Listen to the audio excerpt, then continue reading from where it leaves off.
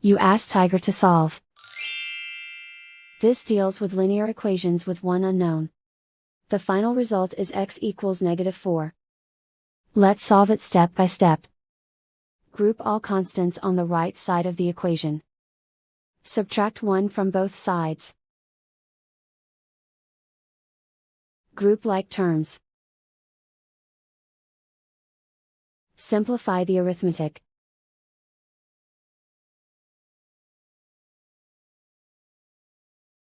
Convert the x into a positive number.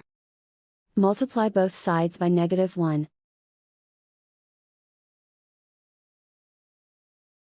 Remove the ones.